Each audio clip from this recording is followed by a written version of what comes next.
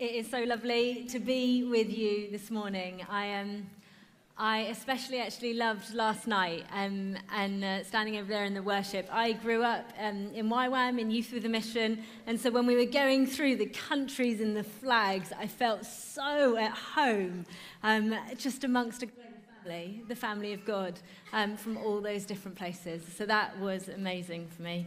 I live in London, I've got 2 little girls, and a wonderful husband called Trevor. We live in Peckham. If there's any. Like was just said, I work for Archbishop Justin Welby, and we're working on how we can come alongside the church to help anybody in the church be a peacemaker.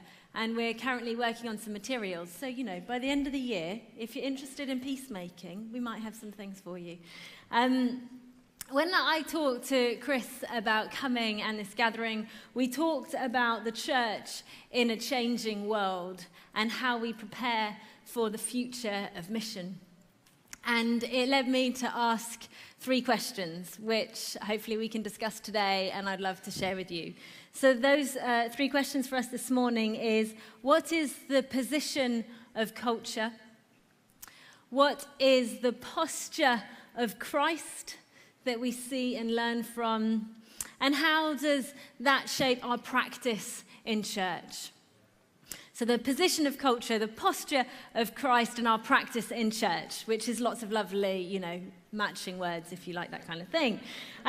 So our position in culture, I'm going to, some of this is fun, some of this is to reflect on, some of this is to provoke us. The culture in which our church inhabits. Once upon a time, a cloud only referred to something fluffy in the sky. A tablet was medicine for when you were ill. A troll was a small toy. An apple or orange simply fruit to eat. And a cookie, something my friend's mother's baked. But today, we have storage space in clouds, fruit is global brands, trolls are online bullies, and this talk, I wrote it on a tablet. As the second machine age grows and a technical digital revolution appears, so does culture and philosophy change. Faith is no longer at the center, but in the margins. From monotheism to pluralism, from religion to popular culture, from a slower pace to an accelerated, frenetic race.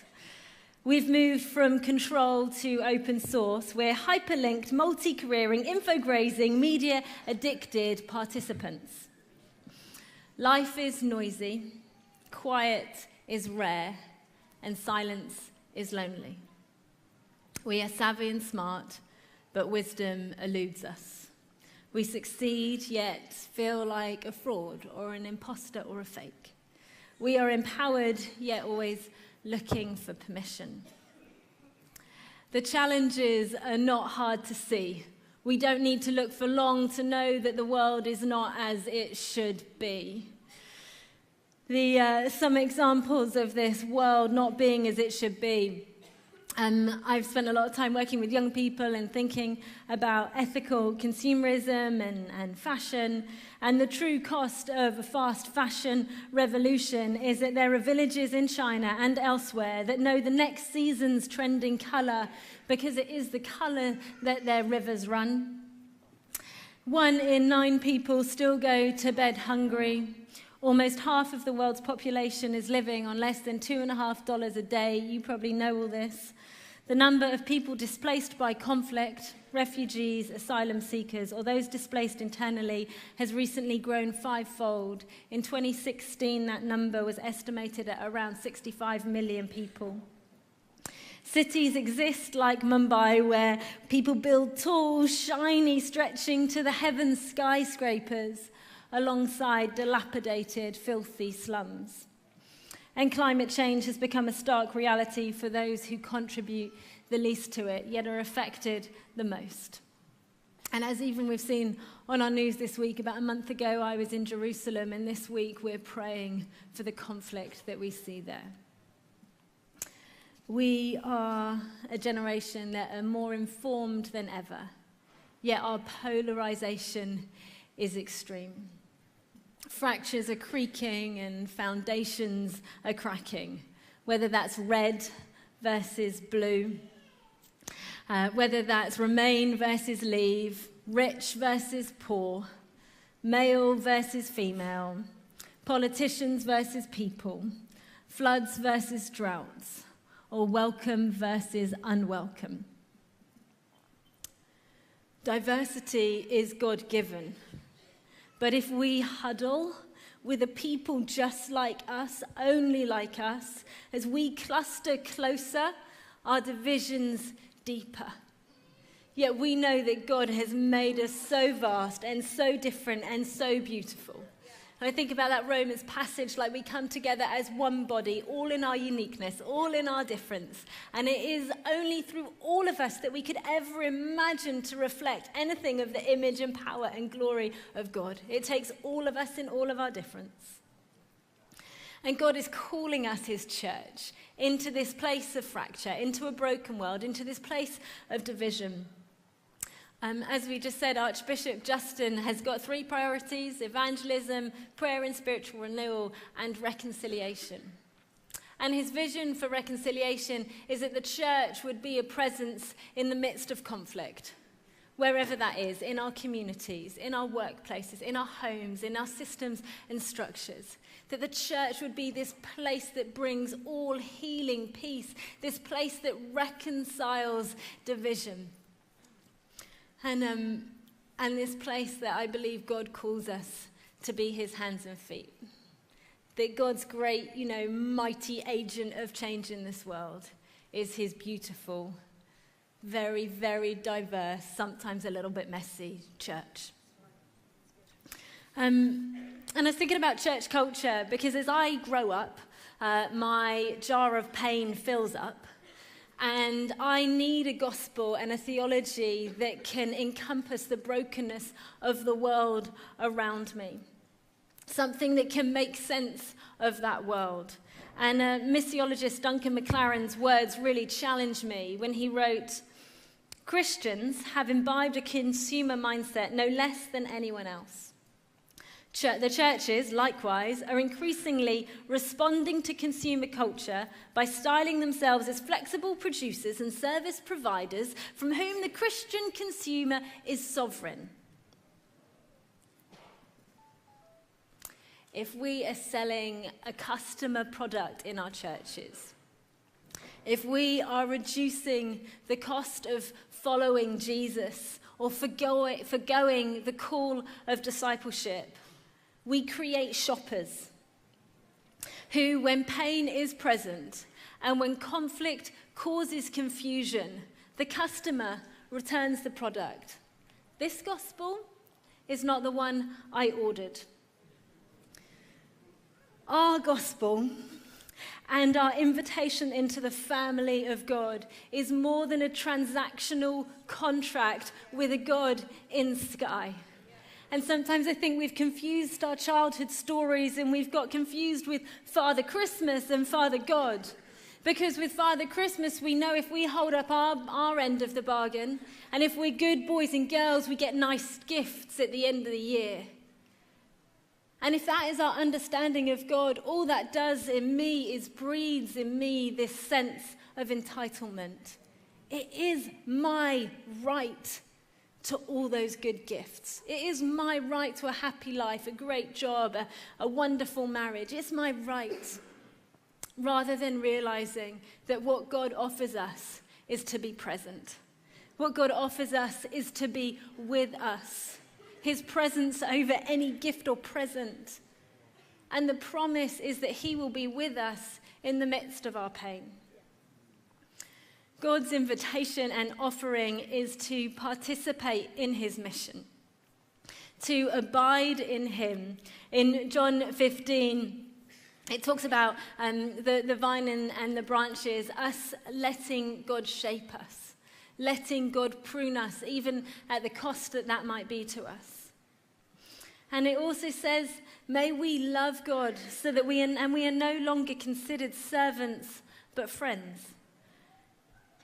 Friends of God with whom he shares his dream, for a renewal of the world, and as we're praying at the moment, his kingdom come on earth as it is in heaven. An invitation to collaborate, to participate, to know the move of God's Spirit, and instead of asking us almost for God to come, we want to hitch a ride with wherever he's going. In this context of culture and church culture, I wonder what lessons we have from the posture of Jesus. What is the posture of Christ, and what do we learn about engagement with our world? And I wanted us to read a story in the book of John. So if you've got your Bible, please open it to John 4, or, turn on your phone app and open John 4. Verse 3. So he left Judea and returned to Galilee. He had to go through Samaria, Jesus, on the way.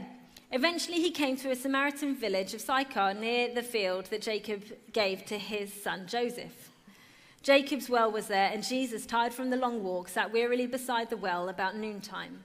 Soon a Samaritan woman came to draw water, and Jesus said to her, "Please give me a drink." He was alone at the time because his disciples had gone into the village to buy some food.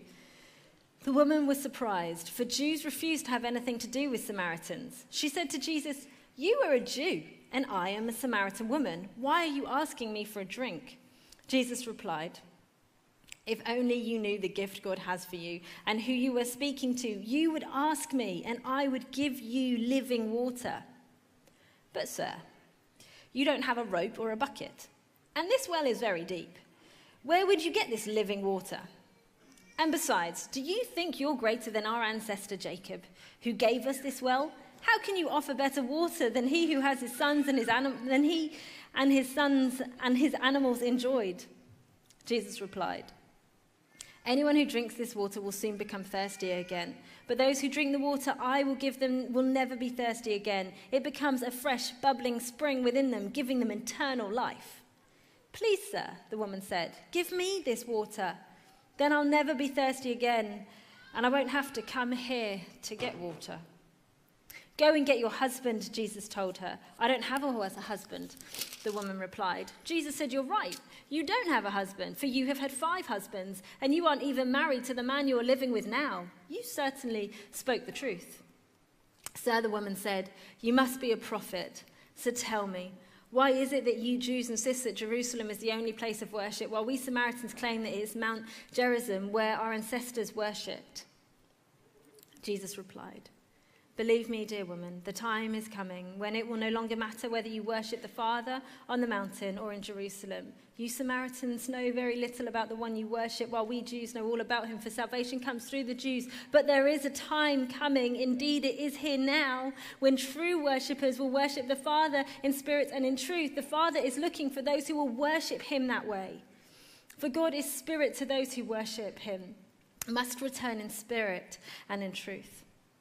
The woman said, "I know the Messiah is coming, and the one who is called Christ. When he comes, he will explain everything to us." Jesus told her, "I am the Messiah." Then the disciples came back, and the woman left her water jar beside the well and ran back to the village, telling everyone, "Come and see the man who told me everything I ever did. Could he possibly be the Messiah?" And then it goes on, and verse 39 says, "Many Samaritans from the village believed in Jesus because the woman had said, 'He told me everything I ever did.'" This story is not just like a recounting of a story. This story is Jesus, the Son of God, pointing in his behavior and his posture to the character and nature of God. In this story, we don't just hear an interesting story, we learn about Jesus and what he is like. We learn about the character of God and what we are to be like. And so some context, when traveling, Jewish people often avoided Samaria, but Jesus walked through it. What was Jesus' posture? To have proximity with the enemy, to have proximity with the other, to have proximity with the people that others like to avoid. The woman was at the well. It was the heat of the noonday sun. Most women collected their water at dawn or at dusk, but not her. And she meets a Jewish man. Perhaps you can tell by his clothes, a shawl, an accent. Jesus' posture was to cross divides and was to see the image of God in the face of another, in the face of a stranger, or in the face of an enemy. Jesus asks her for water. He positions himself as a guest with an unlikely host. "Will you give me a drink?" he asked. Jesus' posture was to humble himself before an unlikely friend and ask to be her guest. Men and women wouldn't have spoken in public places, and it would have been considered inappropriate to do so outside of kinship circles. The customary social taboos separating males and females were crossed at this point. The woman clearly says this. "You are a Jew, and I am a Samaritan woman. How can you ask me for a drink?" This is one of Jesus' longer conversations recorded in the gospel. They engage in a theological discussion. "Are you greater than our father Jacob? I know the Messiah is coming." And except in really rare circumstances, a woman like this woman would never be able to initiate divorce. So her 5 times of marriage is either she's been widowed or abandoned or rejected, making it really difficult to survive in a patriarchal society without the security of a husband. And understanding that, I read Jesus' tone differently. "You have had 5 husbands, and the man you have now is not your husband." His posture was to listen, to understand a story, to have the audacity as a Jewish man talking to a Samaritan woman to step into her shoes and to retell her story back to her in a way she may never have heard it said before. And the power of her hearing her story back to her and the offer of an invitation to true worship led her to proclaim the revelation of Jesus. Many of the Samaritans from that town believed in Jesus because the woman's testimony, as she so freely ran back to town saying, "He told me everything I ever did." He transformed a destructive memory of the past and released her into a freedom and forgiveness. Maybe even the forgiveness of her enemy that might be the enemy within. The woman represented an outsider, and she became not only an insider, but an evangelist. Someone who didn't only reimagine life for herself, but she reimagined it for her whole community. They urged Jesus to stay with them, and he stayed 2 days. Many more became believers. She embodied hope, and Jesus showed her hope, including the invitation to true worship and a different future, and one that she could share with Jesus. "I am the one speaking. I am the Messiah." We see all this posture of Jesus just that retells and reframes a whole understanding of a scenario, of a story. That just reshapes everything about how, for me, I should engage with the other, with someone across a divide, with someone that looks different to me, sounds different to me, smells different to me, is a different shape, a different size, a different color, a different age, a different orientation. All of these differences, Jesus speaks to me about how to engage. Jesus lived in a fragmented world, right? He took down the walls and he crossed divides. And some of these divides that Jesus just so powerfully reshapes for us is, I think about a class divide. Jesus, a refugee, but he speaks to the rich. Moral divides. Jesus, a rabbi who eats with sinners. Religious divides. Jesus, the Jewish man who praises a Samaritan, a good Samaritan. Age divides. Jesus, the adult, the official preacher, says, "Let the children come." Gender divides. Jesus, the resurrected Christ, appears first to a woman. Poverty divides. Jesus, fully able, associated himself with the hungry, the prisoner, and the sick, saying, whatever you did to the least of these, you have done to me. Power divides. Jesus, the accused, says, Father, please forgive them, for they know not what they do. Jesus wasn't determined by the boundaries of the culture, but set an example that moved beyond dividing walls, that demonstrated a different value system and an alternative way to the prevailing culture. No fracture is too big for him. No divide is too deep. No obstacle that we come across he cannot overcome. No wall is too high, right? No valley is too deep. The Son of God comes and he crosses anything that we need him to cross, and he shows us what our posture can be as we cross a divide to proclaim, firstly, the character and the nature of God. Right? Not us, but the character and nature of God. This is our good God, who made everyone in his image, who sees the face of God in the stranger, who doesn't reject the other, who never avoids those that everyone else will take a long journey around. Jesus goes closer. He goes in, and he invites us to hitch a ride with him and go wherever he is going. There's a quote in Philippians 2, and it's quoting an ancient hymn. It's one of some of the oldest words that we probably got in the New Testament. And this ancient hymn speaks of Jesus emptying himself, this kind of practice of kenosis. And it's him, it's the early Christians like singing of this new leader, this Jesus Christ, and it's countering him to the leaders that they had of the day, the kind of Roman leaders that were considered demigods, that people not only paid their taxes to, but brought offerings to. And it says, who being very nature God, Jesus, did not consider equality with God something to be used to his own advantage. Rather, he made himself nothing by taking the very nature of a servant and being made in human likeness. And being found in appearance as a man, he humbled himself by becoming obedient to death, even death on a cross.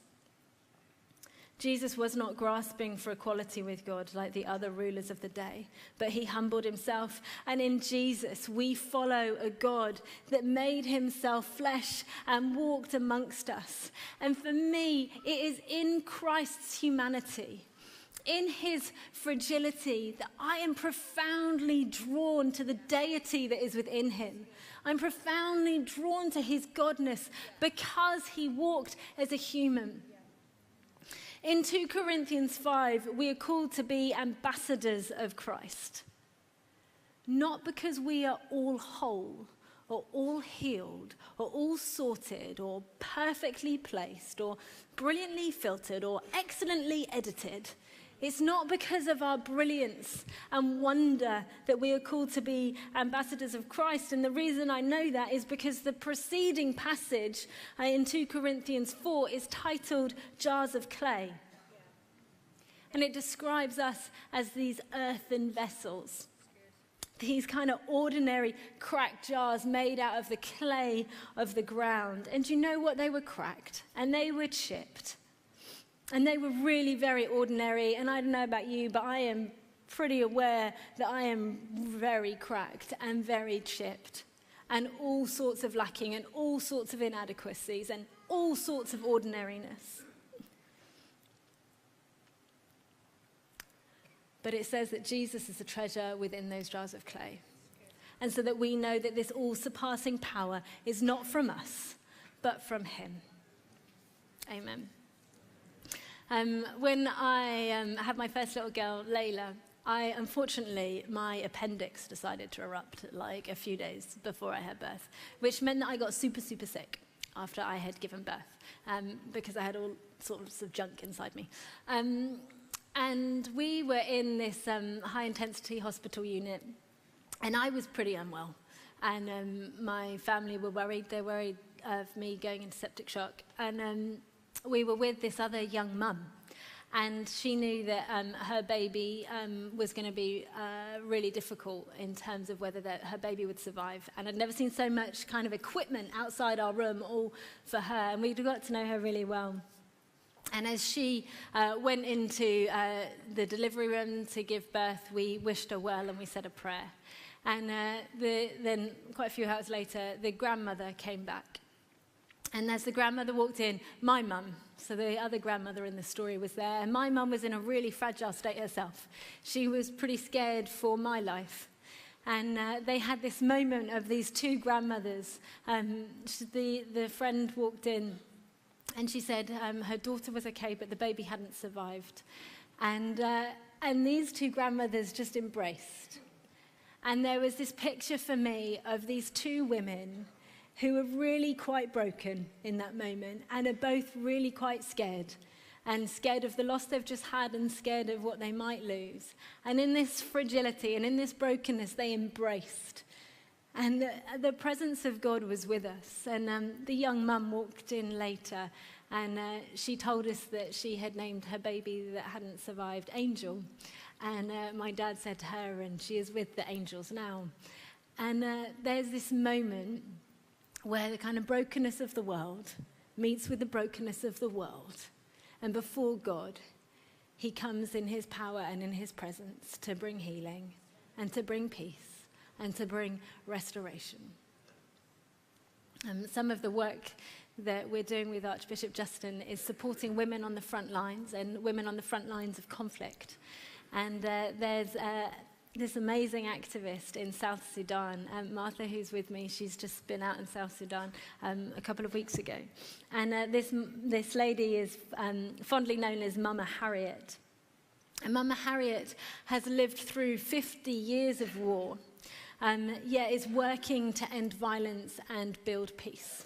And she is coming alongside other women and encouraging them to use their voice. And she does these rallies where she gathers all the women around a central location, and they have mass sit-ins and they pray for peace. And Mama Harriet says, if we were all alone, I don't think we could make it. But they are looking for shoulders to help them. This woman who has lived through 50 years of war and the brokenness that means, out of that place of hardship, of pain, of difficulty, she is meeting with the brokenness in the world and praying and coming before God and offering it to God. It is in our humanity, through our fragility, we meet with the brokenness of the world and demonstrate the presence and love of God. And I think when we're talking about big things like being a reconciling presence in our community, crossing divides, healing fractures, right? For me at least, there's so much that goes, can I do that? Isn't that for someone else, that brilliant person over there? But it is because we love and because we serve through our earthen vessels, not despite of them, that others will know the compelling nature of the one that we serve and of the one that is making all things new. And that they will know that there is a source of love that comes from us that is more than we could ever do ourselves, but points to God. And lastly, on my third question, I want us to think about how does this posture of Jesus, this posture that we saw with this woman at the well, this posture of him in his humanity and this invitation to come in our brokenness, as 2 Corinthians says, to be these ambassadors of Christ, these ministers of reconciliation. How does that shape our practice? How does that shape our church? What practices could we kind of employ or learn that we could then be in our communities, in our workplaces, in our families, in our homes, in our context, in the systems and structures that surround us? And I was thinking like these postures, right? Jesus' posture is moving away from something and towards something else. So we're leaving something behind and we're moving closer to the kind of posture that Jesus exemplifies for us to have. So what are those things? What does it mean for us to move from fear to curiosity? Right? Moving from this kind of idea of the other that's maybe a bit scary and maybe unknown to thinking, I wonder what life is like for them. I wonder what challenges they face today. Who are we encountering? And who are we having proximity with? Who are the people that we are investing in, we're gathering around? What does our proximity look like? And does it take us into the deep fractures or cracks of our community and society and world? Moving from fear to curiosity.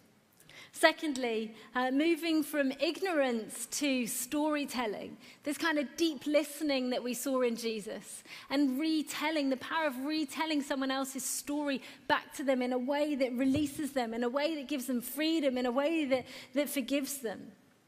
And he's crossing the kind of divides that society puts up and saying, they are nothing for me. They are nothing for the God that we serve. What divides are you crossing? What divides are your churches crossing? Who are you listening to? And whose story are you retelling? What divides are we crossing? How can we move from ignorance into really profound storytelling, of retelling other people's stories? Thirdly, a move from hostility to hospitality, to risky hospitality. What are we like in hosting unlikely guests? Are our churches full of unlikely guests? I sometimes get asked, because I've done so much work with young people and young adults, like the role of church in our society. What might it be like for young people or young adults? And one of the things that I have a lot of hope in is the mix-up that you get when you rock up to a church. That for me, I go to my church and I don't get the opportunity to meet any of the people other than at church that I would meet normally. It's this place, this vibrant place of all sorts of people, this spectrum of people that, you know what, the rest of society doesn't have like that kind of place, right? It doesn't congregate like that. And we as a church are these places that we can congregate because all are welcoming. The gospel is an amazing equalizer. All are equal. You don't have to be anything or someone to come here. It's this equalizing place where all are equal. What a unique offering we have into culture. What a unique offering we have into society when we're so easily consumed with the people like us. And you rock up on a Sunday and you're like, wow, what is this vibrant, eclectic, diverse, messy, like crazy group of people? Because there is something beautiful going on. Henry Nouwen wrote about hospitality. That hospitality is not to change people, but to offer them space where change can take place. It is not to bring men and women over to our side, but to offer freedom not disturbed by dividing lines. He goes on, the paradox of hospitality is that it wants to create emptiness. Not fearful emptiness, but friendly emptiness, where strangers can enter and discover themselves and be free. Not a subtle invitation to adopt the lifestyle of the host, but the gift of a chance for the guest to find his or own. What does risky hospitality look like for our churches? Who are the unlikely guests in our congregations? Or even riskier, as we saw with Jesus, who are we willing to be a guest of? Right? Are we willing to be hosted by those unlikely relationships, by those unusual people, by those people we don't, not in our own comfort zone, not in our own place, not in our own territory, but going somewhere else and being willing to be the guest of an unlikely host? How willing are we to be risky in our hospitality? Fourthly, this idea of almost excluded to embraced, from judging to forgiving. Is there an enemy for you? Is there an enemy for our church? And it might not be as obvious as an enemy. It might be that it's just someone we've got our back to, right? We think of our enemy as our person we've got our back to. But who is it that we maybe have our backs to? And do we need to see the face of God in them? And for some of us, that enemy is actually even the enemy within, right? It's us in our really low, broken space, our full of insecurity space, and the enemy within. And we need to see the face of God in ourselves. And lastly, from disbelief to reimagining. I just think about that woman at that well. From like the disbelief of a Jewish man engaging with her, talking to her, to her reimagining not only her life, but her community's life. From disbelief to reimagining. What is your God-inspired dream?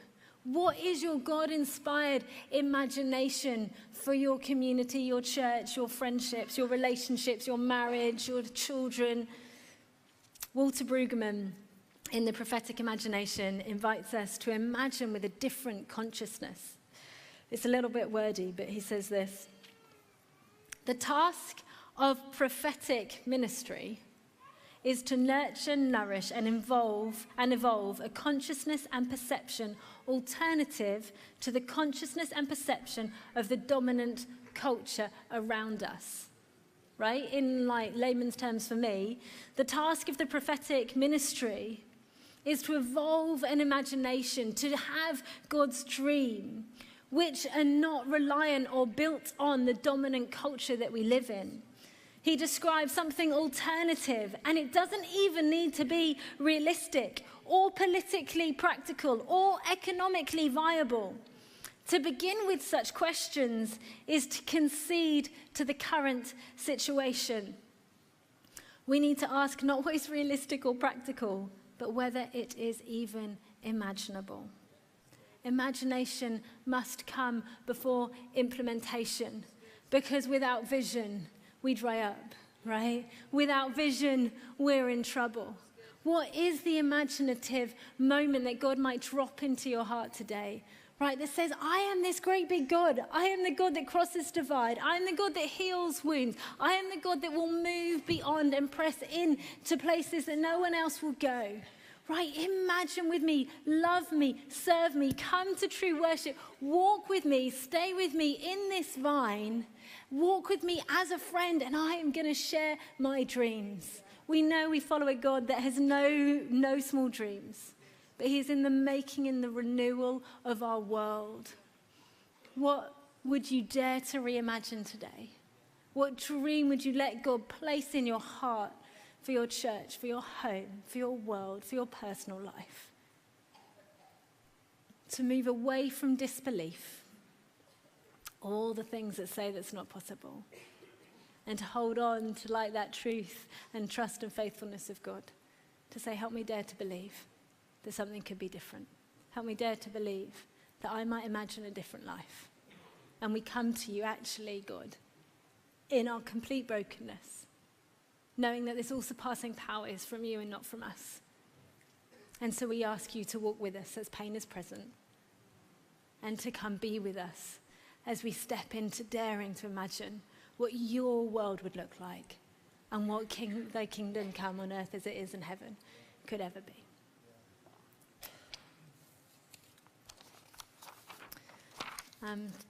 To steal some of my boss's words to close.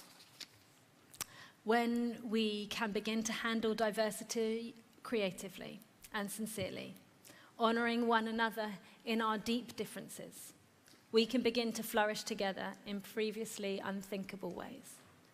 Reconciliation is the transformation of alienation into new creation, not only restored but reinvigorated.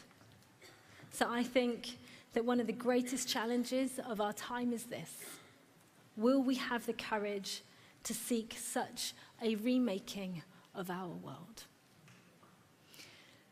Let us pray. If you are able or would care to, would you stand with me?